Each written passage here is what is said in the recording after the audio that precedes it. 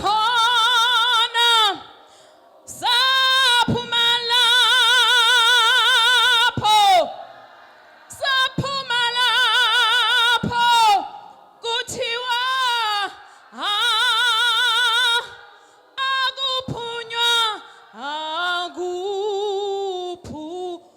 akuphunywa nasemini uNkulunkulu wethu oyingcwele sesingena ebukhoneni bakho kulena nkonzo Jehova eyahlelwa nguwe ngelinye ilanga ngempela emini yantambama sisho njalo nasemndenini uNkulunkulu wethu oyingcwele kaMashelembe ngegama lika Jesu sithi wena Jehova ungena la kuthiwa kungenwa khona uphume nomuntu wakho la kuthiwa kuphunywa khona babethu oyingcwele we come before you emini yantambama egameni lika Jesu sikucela moyo oyingcwele ukuthi everything that is going to be spoken today over her life in the mighty name of Jesus. Father, we invite your presence. Sikubonga uNkulunkulu wethu oyingcwele ukuthi wena uyethembeka uthembeke ekseni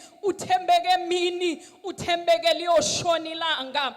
We give you all the glory and all of the honor. Father, we pray and we thank you for all of the sponsors. Abenzelo suku lube njena namhlanje.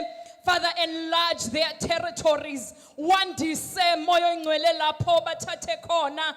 Nakuwo wonke umuntu ofakile isandla.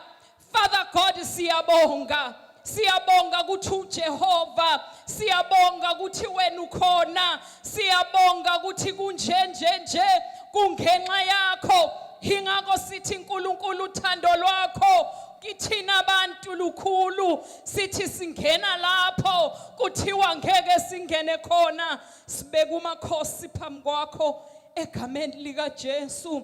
Wena uyazi uthi kuJeremiah chapter 1 verse 5 lithi izwi lakho wena uNkulunkulu wethu oyingcwele you set her apart from all others. Namhlanje uNkulunkulu wethu oyingcwele sizile ukuzoshintsha lutho kodwa sizothi on top of her life, Father God, we speak the blessing ukuthi noma ngabe kwenzakalani after this uNkulunkulu wethu oyingcwele mthwale wena umntanakho kungabe ungazuthi Jehova wena ukho ngoba uyathwalana. Siyabonga uNkulunkulu wethu oyingcwele, siyabonga ngonyama kaJuda, siyabonga Nkosi, siyabonga. You deserve all the glory, you deserve all the honor in the mighty name of Jesus. In the mighty name of Jesus, we thank you, Lord.